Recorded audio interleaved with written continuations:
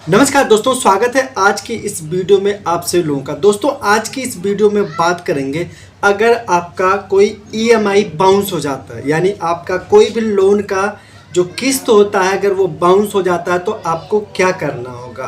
क्योंकि मैक्सिमम लोगों का यही सवाल होता है कि अगर ईएमआई बाउंस हो गया है तो हम क्या करें, हमें कुछ समझ में नहीं आ रहा है। उसके बाद में जब लोग और ज़्यादा परेशान तब होते हैं जब बैंक की तरफ से नोटिस आ जाता है या कोई फाइनेंस कंपनी होती है उसकी तरफ से नोटिस आ जाता है, तब वो और ज़्यादा परेशान हो जाते हैं। जो पहला सवाल होता है यही होता है कि अगर बैंक से नोटिस आया है तो अब हम क्या करें, या अगर जो ईएमआई है अगर बाउंस हो जाता है किसी कारण से। क्योंकि लोग मैक्सिमम लोग होते हैं भाई, पैसा हमेशा इंसान के पास नहीं होता है, बहुत सारी ऐसी दिक्कतें आ जाती हैं जिससे पैसा अरेंज नहीं कर पाता, कभी कभी जो ईएमआई होता है बाउंस हो जाता है। तो कहते हैं अब क्या करें, क्योंकि जो फाइनेंस कंपनी होती है वो धमकाने लगती है, डरवाने लगती है, पुलिस का डर दिखाती है, कोर्ट का डर दिखाती है।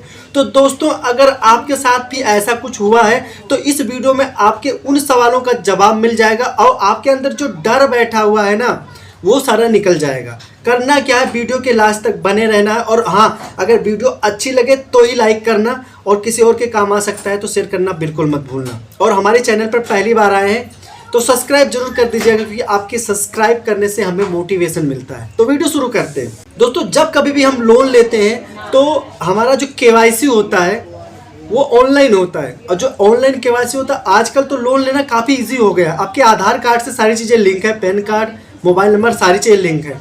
तो ओटीपी के माध्यम से आपका केवाईसी वेरिफिकेशन हो जाता है, उसके बाद में आपका लोन जो एग्रीमेंट सब कुछ हो जाता है, ऑनलाइन हो जाता है।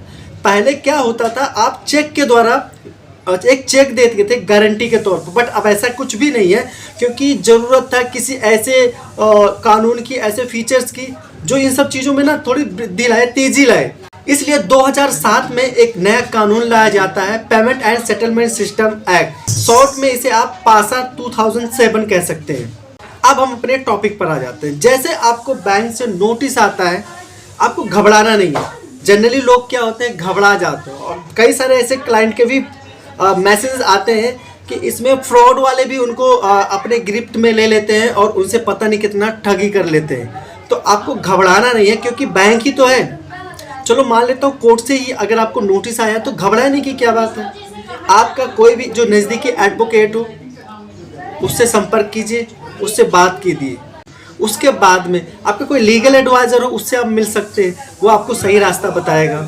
अब जो बैंक नोटिस भेजता है वो payment and settlement system act की धारा 25 के तहत आपको एक नोटिस भेजेगा, लीगल नोटिस भेजेगा, जो आपकी ईएमआई बाउंस हुआ है नोटिस भेजेगा। और आपको करना क्या होगा, जब नोटिस भेजेगा तो या तो आप जाकर बैंक से बात करके अपने केस को सेटल कर सकते हैं। दूसरा जो ऑप्शन है वो ये है, आप उस नोटिस का रिप्लाई दे सकते हैं। उसके बाद में जो सेकंड स्टेप कंपनी लेती है वो ये लेती है आपके अगेंस्ट केस करना। अगर आप नोटिस का जवाब नहीं देते हैं, नोटिस पर पेमेंट नहीं देते हैं, नोटिस पर आप सेटलमेंट केस नहीं करते हैं, तो बैंक क्या करता है, आपके अगेंस्ट केस करता है। तो ईएमआई आपका बाउंस होता है वो नैच के माध्यम से या ईसीएस के माध्यम से होता है। जो ईसीएस होता है, अब इसको फुल फॉर्म की बात अगर करेंगे तो ईसीएस का मतलब होता है इलेक्ट्रॉनिक क्लियरेंस सर्विस, यानी कि यह आपका ऑनलाइन माध्यम से ऑटो डिडक्ट आपके अकाउंट से जो आपका ईएमआई होता है वो होता है। जब आप लोन लेते हैं तो उसी समय आपका इस सिस्टम को एक्टिवेट कर दिया जाता है आपके अकाउंट से, यानी कि केवाईसी के माध्यम से आपके अकाउंट से ऑटोमेटिक आपके जो ईएमआई होगा वो डिडक्ट हो जाया करेगा और हर समय पे हो जाएगा। जब आपको करना क्या होता है, आपको अपने अकाउंट में जो ईएमआई का जो बैलेंस होता है, जो अमाउंट होता है, उसको बना के रखना होता है। अगर इतनी चीज़ हो गई, अब इसके बाद आपको करना क्या है, एक बार रिपीट करना चाहूँगा। जब आप नोटिस का रिप्लाई नहीं करते हैं, पेमेंट सेटल नहीं करते हैं, जब कंपनी आपके ऊपर केस कर देती है तो जो नोटिस आता है, जो सम्मन आता है, वो कोर्ट से आता है।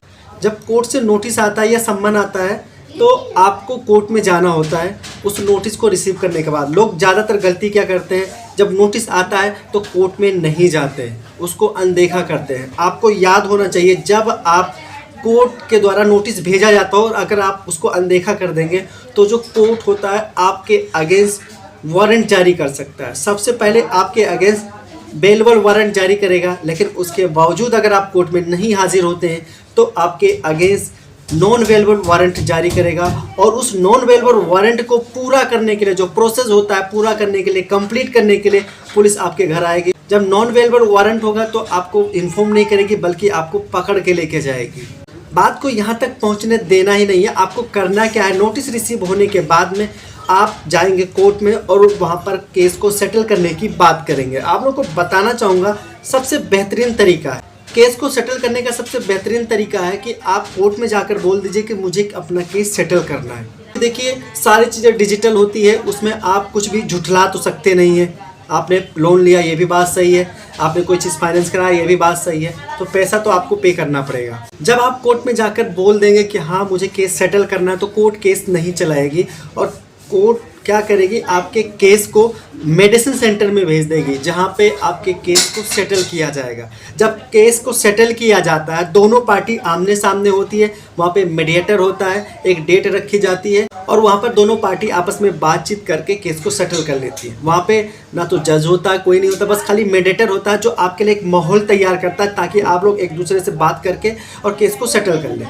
क्योंकि जब शुरुआती चरण में केस को सेटल किया जाता है तो उसमें आपका 10% के साथ में ही केस को सेटल किया जा सकता है। आपसे लोन कंपनी या फाइनेंस कंपनी ज़्यादा पैसे नहीं मांग सकती है, क्योंकि 2010 में माने सुप्रीम कोर्ट का एक जजमेंट आया था, दामोदर एस प्रभु वर्सेस बाबा सैयदलाल।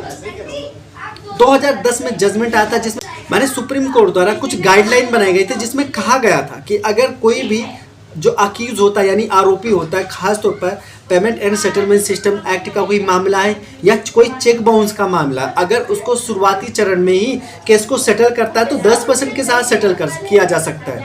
इसके बाद में अगर इसी केस को हाई कोर्ट में अगर सेटल करता है तो उसको 15% के साथ सेटल किया जा सकता है। लेकिन अगर हाई कोर्ट में भी सेटल नहीं होता है, सुप्रीम कोर्ट में इस केस को अगर सेटल करता है तो इसको 20% के साथ सेटल किया जा सकता है। ये गाइडलाइन है जो हर किसी को फॉलो करना होगा। दोस्तों, अगर आपका सवाल ये था कि अगर बैंक से नोटिस आता है या कोर्ट से नोटिस आता है, आपका ईएमआई बाउंस हो गया है, तो आपको करना क्या होगा, आपको केस सेटलमेंट करना काफ़ी बेहतर होगा। और जब आप केस को सेटल करते हैं तो 10% के साथ में, अगर आप शुरुआती चरण में केस को सेटल करते हैं तो 10% के साथ में सेटल किया जा सकता है। आपसे कोई भी कंपनी एक्स्ट्रा पैसा नहीं मांग सकती, चाहे वो बैंक हो या फाइनेंस कोई कंपनी हो।